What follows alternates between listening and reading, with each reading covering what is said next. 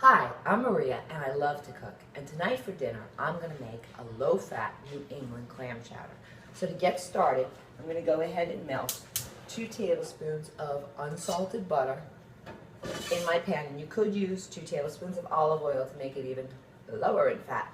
But the butter adds a little richness. And since we're not adding any cream at all, I figure I'll go ahead and let myself use the butter. Once the butter's melted, I have a cup of Vidalia onion that I chopped very finely, and I have about a quarter cup of finely chopped celery. And I'm going to go ahead and saute this in the butter until the onion begins to soften and gets translucent. Then I'm going to sprinkle over that 2 tablespoons of flour, because that's going to help it thicken up my clam chowder. Additionally, I'm going to go ahead and add a russet potato, and that's really the secret when you're trying to get away from cream in what is a cream-based soup, is to use a potato, dice it nice and fine, and cook it till it's completely soft. Then you can incorporate it, and by mashing it into there, and get a nice soft texture. So I'm going to go ahead and just dice this while my butter melts. I'm also going to use Old Bay seasoning as my primary seasoning addition, because Old Bay seasoning goes so well with fish in general, shrimp, clams, salmon, etc. So I'm just going to make these into relatively small dice because I want them to cook rapidly so I don't have to take forever to make my clam chowder. My other primary ingredients are going to be clam juice, baby clams, and the secret ingredient here, the potato and evaporated milk.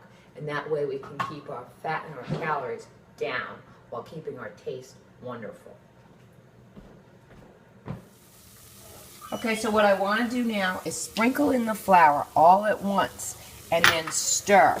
And this is going to allow me to make a base that will thicken up as I make my clam chowder. You don't want the taste of raw flour, so you want to make sure to let it cook for a little bit and just stir it the whole time before you begin to add your liquids. And for my liquids, I'm going to start with clam juice and chicken broth.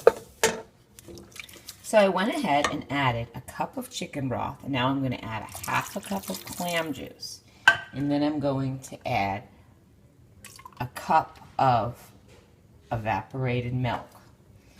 And just let that come to the boil. But I'm also going to add my potatoes at this point so that they can cook.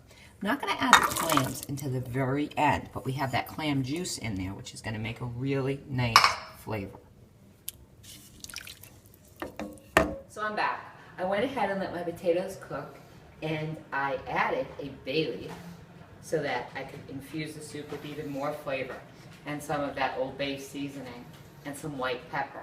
And then when I decided the soup was done, I went ahead and added just a little bit of low-fat milk, about a half a cup, and a can of baby clams, including the baby clam liqueur that is in the can, so extra clam juice. Now I have a hollowed out pumpernickel loaf, and I'm going to go ahead and serve up my clam chowder in this loaf of bread.